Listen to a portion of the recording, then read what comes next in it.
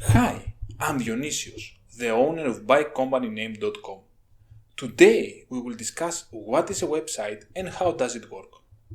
Before we start, I will explain briefly all the terms that you will hear in my video. Website, a collection of files that are stored in a server. I have many more details for this term later. Web page, a specific part, document of the website that we visit via browser or search engines like Google. Server, a specialized computer that is optimized to store websites. IP address, an online numeric or alphanumeric string that machines use to interact into a network, such as the internet. Web hosting, the service provided by companies or individuals related to the storage of a website. You rent space to their servers and you pay a monthly or annual fee. Domain, a human-friendly address that usually points to a specific website address. We use that instead of an IP address.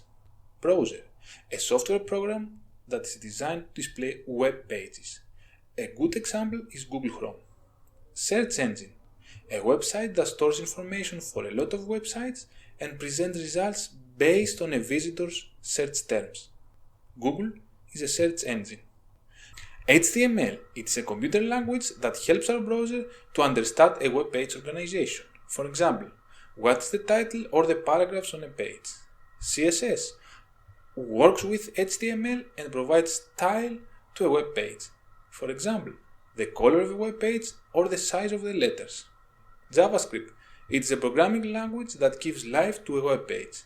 For example, anything dynamic like graphics or how a page changes after a mouse click. Okay, let's go more in detail on what is a website. A website is just a collection of different files that are stored in a server, a specialized computer. These files are very important for our website usage. They contain the code that explains how a website should be presented in different browsers. They contain all the images, graphics and videos we present on the site. Here is how a website looks in the backend. But all these files need to be stored on a computer. We usually store websites in specialized computers that we call servers. These computers are built for storing websites and they are slightly different from the normal PCs. Since they need to serve only one purpose, their settings are dedicated to that, like what software and operating system are installed. Web hosting companies usually own many servers and they are stored in places which we call data centers. Most people that want to start a website rent some space there for their site's files. The web hosting provider has the responsibility of maintaining this service and gives you some login details to manage your website files online.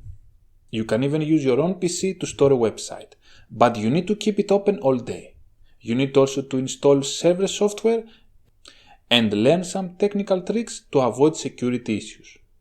If you don't want to spend any money on a domain and hosting, you can start a website by using free subdomains like my website abc.wordpress.com, but you will have limited options for modifications. Typically, what we see on our browser is not the website itself, but just a part of it that we call web page. As we said, a web page is a part of a website.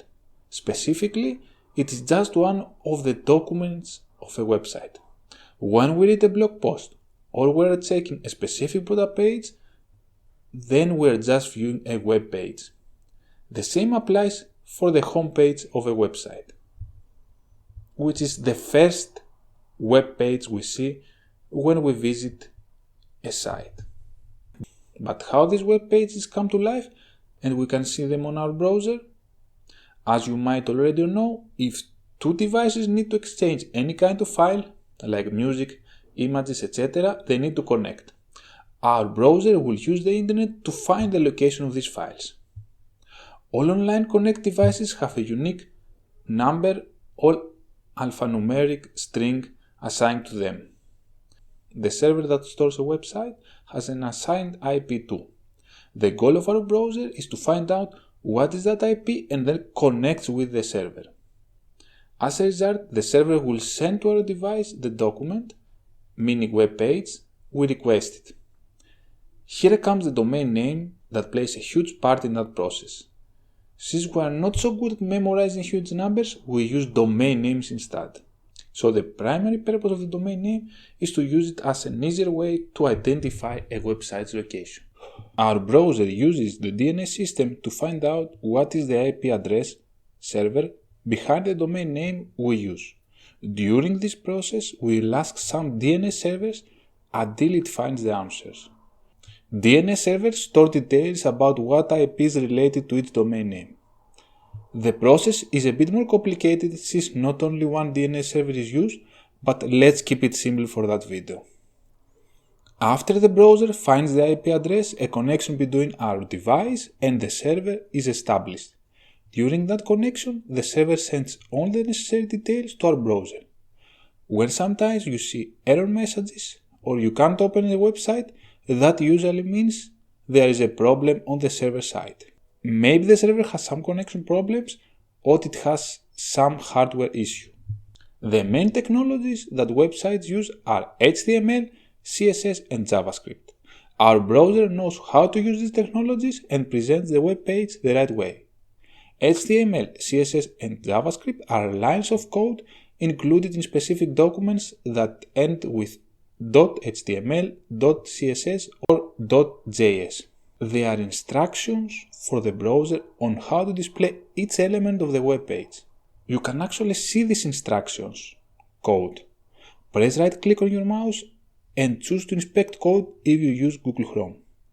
If you use Mozilla, press right click and choose inspect element. If you use Safari, preferences and click advanced. Then choose show develop menu in the menu bar. The last step is to select develop in your menu bar and choose show web inspector. It might look that you need technical knowledge to build a website, but nowadays it is far from true.